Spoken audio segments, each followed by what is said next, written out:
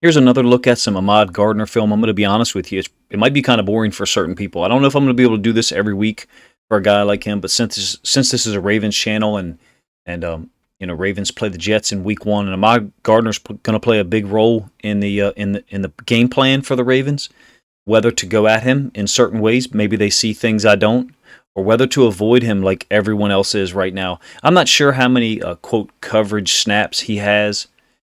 My guess would be 20, 25, somewhere around there. I think I'm going to show you 8 plays.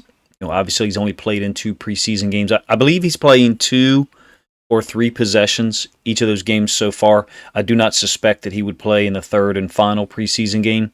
So let's take a look at some of the film. This is from the first game, to be honest with you. I believe this first one is man, and he's very physical. And I covered this in the first video I did about Ahmad Gardner. He's very physical, gets his hands on people. If you're one of the people who says, oh, this should be pass interference, contact downfield, I don't care.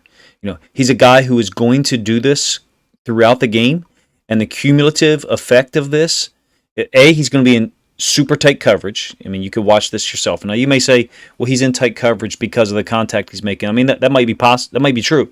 But in college, this is what he did. It's the same thing Ahmad Gardner did. Lock people up, be physical in man coverage, and understand leverage. He's got the sideline to assist him in defending here. He understands that you've got a regular split by this wide receiver. Certainly, it's not like this receiver couldn't run a fade. Ahmad Gardner has the size, the athleticism, the awareness, and the reaction time to handle fade routes. I want to see him be targeted for real. It's just not going to happen in the preseason apparently. Okay, from the Jets Eagles game again. Let this run and then bring it back.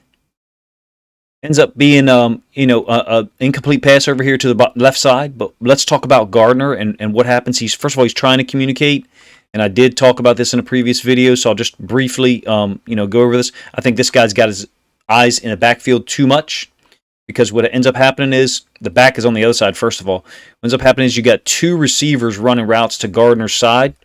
You got the goal line to defend, all right? So this guy's on the goal line. Cool, but look at his eyes. I mean, he's got no awareness of the routes that are developing out here. This is not man over here, because if it's man, then who the hell's guarding this guy, right? I offer to you that this is a zone concept for them. That's why the safety is back here. That's why this guy's guarding nobody.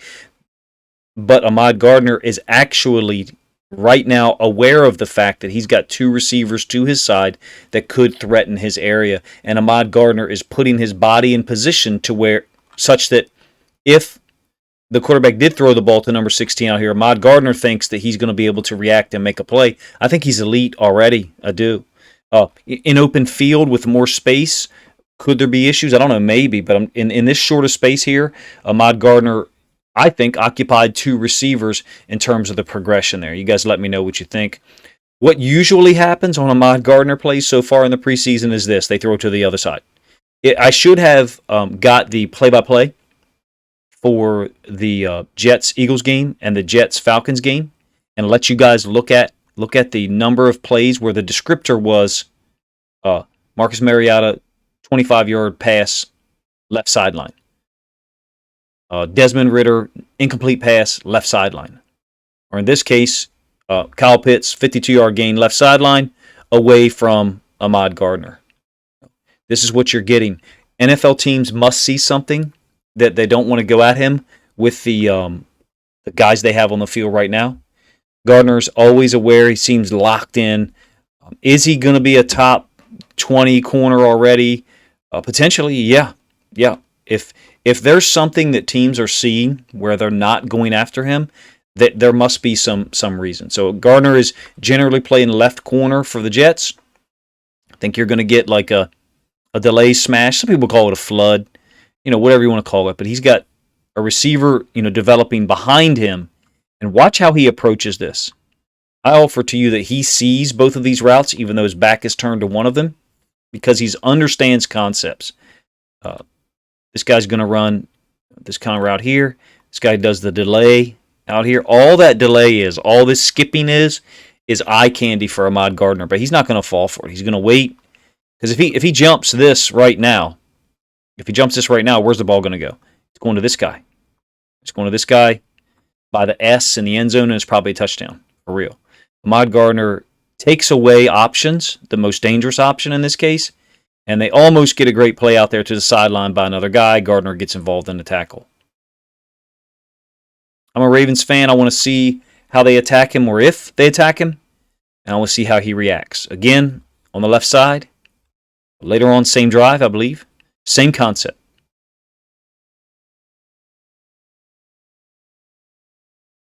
So you can see there's a deeper guy going, and I think Gardner looks like he's playing man here. There's a slightly different reaction. He ends up baseball turning.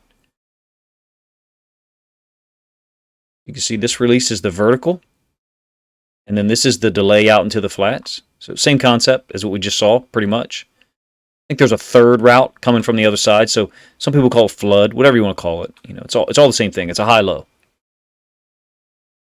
Once he turns here, mid-play, and recognizes that there's a safety to take this guy over, watch him turn back and then start to drive down the underneath route. He's not going to be in position to defend it, but I think he's a super aware player pre-snap. I think he's a super aware player in the middle of the play. I think the evidence for that I showed you with the Jets-Eagles film, the second play I showed you down in the end zone where I offered to you that I think he's covering two guys, or in his brain he thinks he's covering two guys. All right, and then that second example of smash, or you can call it flood, whatever you want to call it. It's a high-low concept where he understands that once somebody takes over the high threat, he can then drive on the low threat. They're targeting the other side, but they do play a little bit of zone with him. Ahmad Gardner is a left corner, but in college he was in the same exact position he's in right now. He was a boundary side corner generally. I haven't seen him line up on the right-hand side of the defense yet, so there may be something to that for the Jets. They may be, for example, here you have Gardner to the boundary. Here's the hash. So this is the short side of the field. Even though the NFL hashes are pretty close together, this is the short side of the field. And then you have the wide side of the field up here. So wide and then short, or what some people would call the boundary side, okay? Boundary or short side of the field. So he's played pretty much his whole college career away from the nickel defender. So the way this works, away from the nickel defender, you get an inside linebacker in cover 2 zone, and the corner, which is Gardner, and then the safety over the top. So 3 defenders working together. I'll talk about the fourth, who you guys can obviously see in a moment. You got a triangle relationship. Same thing here. You got the nickel, the corner, and the safety. The triangle looks different, but you got the same relationship. Now the 7th defender in this cover 2 is coming over to Gardner's side. Why? Well, they've got the running back releasing to that side. So that's why you end up with that extra guy to that side. But my point is, Gardner's used to playing away from the nickel, not having as much help as the corner to the other side, which I think was Colby Bryant, who was a good player too. But you can see not targeted there at all. All right, Gardner down here. This is the 6th play. I think we got 2 more. Play action pass.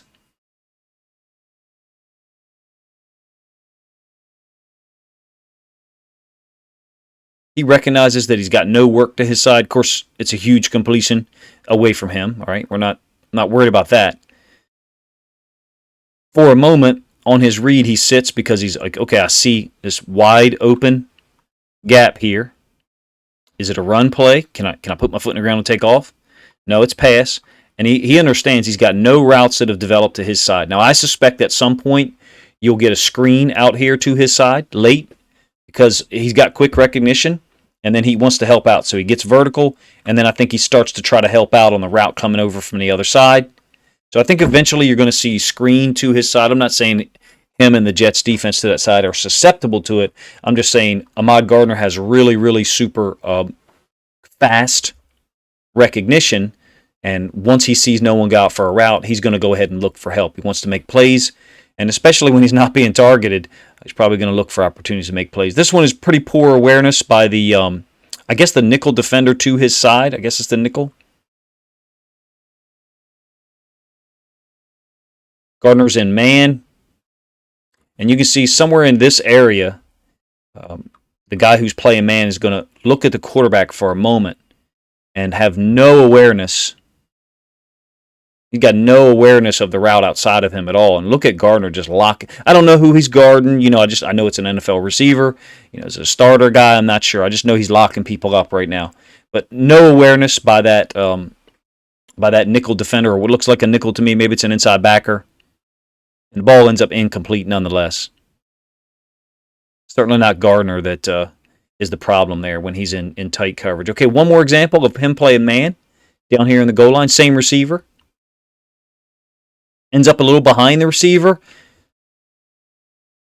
But he is so good. I've seen this many, many times in college. And, of course, there's not many reps on film in a preseason yet because we only played 2 games.